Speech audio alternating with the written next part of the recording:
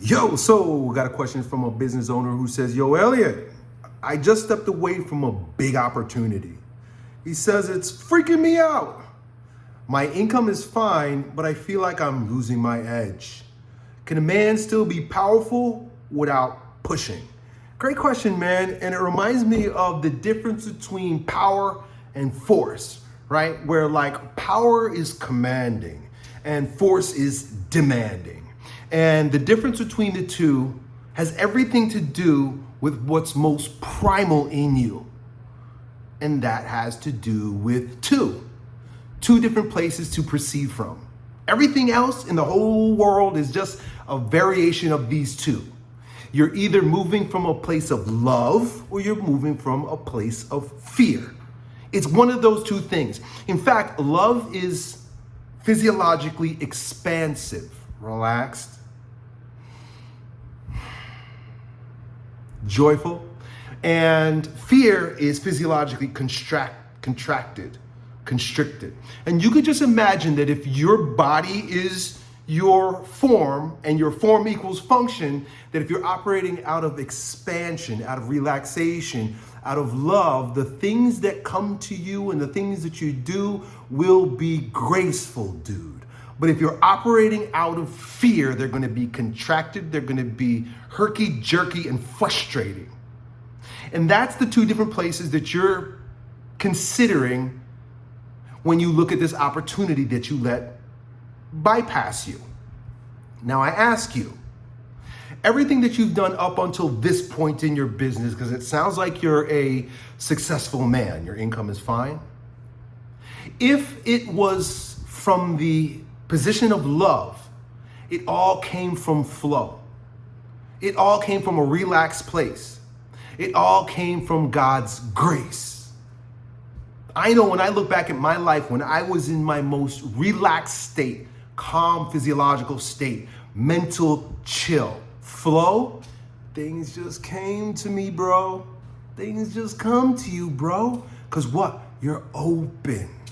You're open. Have you ever noticed, like, when you're not looking for a girlfriend, when you're not trying to hook up, all of a sudden girls are checking you out and looking for you? But the minute you try, they're like, bye-bye. Because the bye-bye comes from force, which is fear.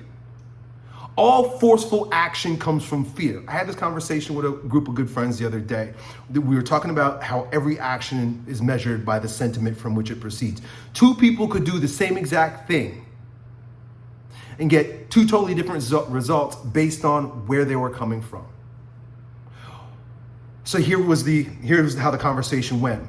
Well, I have a loved one that I want to make better. This person's been making bad decisions, their life is going poorly, and I love this person, so I want to help that person. And the question asker was like, well, now I am behaving forcefully. Like I'm angry that they're not listening to me because I love them so much and I want what's good for them, God damn it, that I have to force them to do the right thing. You ever hear this? Like, like parents might say this, I'm doing this for your own good, right? But meanwhile, they're coming from a place of anger and force and demand rather than commanding or compelling. So even your so-called love is not rightly ordered when you're trying to force it out of fear. And a lot of our love is nothing but fear. Ask yourself about your loved one. Right?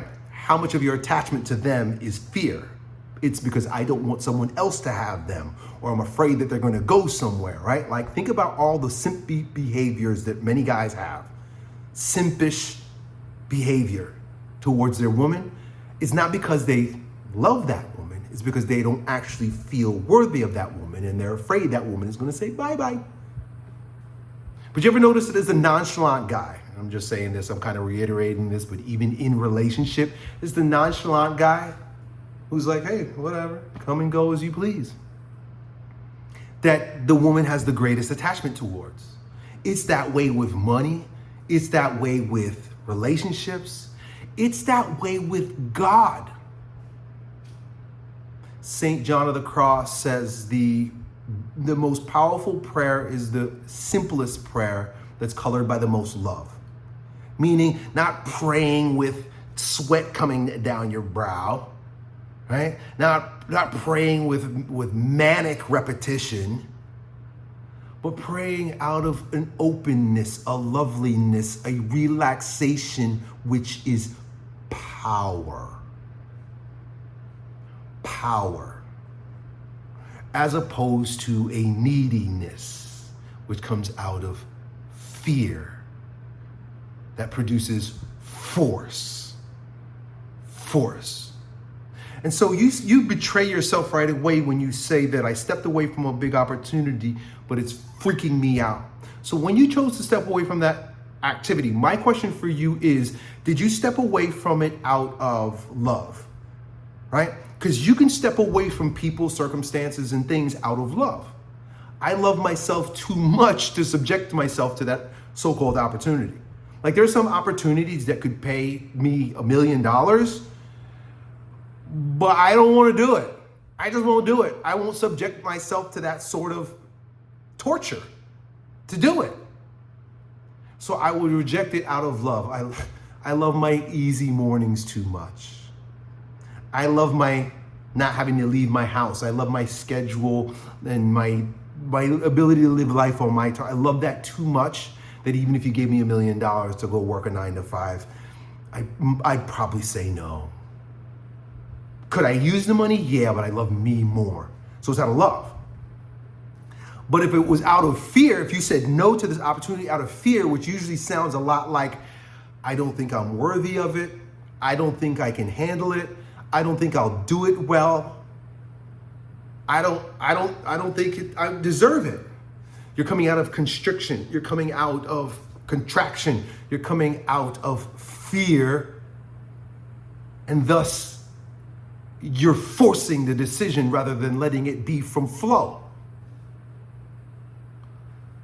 So that's the first question. Where were you when you made your first decision? And oftentimes the first instinct is the right instinct. And then we color it with junk. So now you're coming back and you're saying it's freaking me out. Well, you passed it up and now you're freaking it out. And so everything that you're doing right now is out of fear.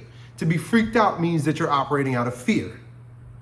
So now you're letting your decision that was made out of love be destroyed by your ruminating on fear. Let it go. Let it go. Love is peace. Wherever there is no peace, wherever there's angst, wherever there's freaking out, wherever there's desire, wherever there's hankering, wherever there's neediness, whenever there's any kind of vibration, movement in the body, a constricted movement in the body, contraction in the body, there's no love. There's no love. There's fear.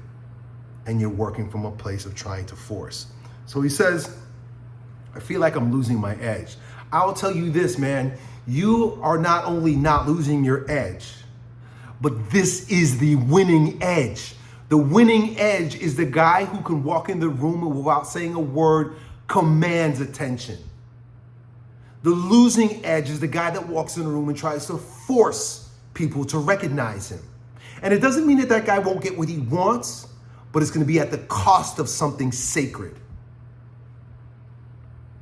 You can force yourself around life and get the things you think you want, and you'll get some of them, but because it's against God's will for you or it's not happening in grace, you're gonna be anxious. You're gonna have a heart attack. You're gonna have cancer. You're gonna have disease because there's tension in your body. There's no peace. I'd rather have less and be at peace. Not a false sense of peace that comes from sour grapes, because that's a trick too. Oh, I have nothing. I'm at peace about it, but I'm pouting a little bit on the inside.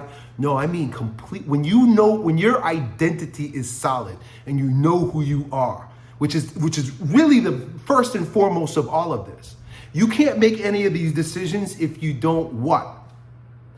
Know yourself and discern the will of God. no decision is worth making if it is against yourself and the will of God. And your truest self, Christ within, is one with the Father. I and the Father are one. So when you get out of the way and there's true love, which that's what the Holy Spirit is. Holy Spirit is the love between the Son and the Father, and the Son is in you. Then there's pure love. Then everything that you do will be all right, dude. It doesn't have to make logic sense. In fact, most of what we call logic is dead knowledge because it comes from past experiences and has nothing to do with what's now, dude. You can relax into love and you will be carried like a baby and get everything you want. Check this out. Let me demonstrate to you. Oh, you're going to love this one. Let me demonstrate to you just how powerful it is to be small, to be humble, to be little. This comes from Saint Teresa of Lisieux. She's got a way of being she called the little way. And she gave a really good example. She says that when you're a baby, you're the most powerful creature in the room. When you're small, you're the most powerful creature in the room. How do you know this is true? I know it's a fact because when my little children were small, they're big now, so I'll tell you a difference. When they were small, to get me to pick them up and do whatever they wanted, carry them where they wanted, feed them what they wanted, play with them the way they wanted, all they had to do was this. Reach up. That's all I had to do. They just had to look up and reach up. By simply looking up at me and reaching for me, I pick them up and do whatever they want. The most powerful person in the room. That's how it is with you when you allow God to do it for you. You look up. I think it's so fascinating often that in the gospel, before Jesus says a prayer, what does he do? He looks up. He looks up. I don't want to get too wacky for you, but there's something powerful about literally looking up. Look up and reach up. Reach for God.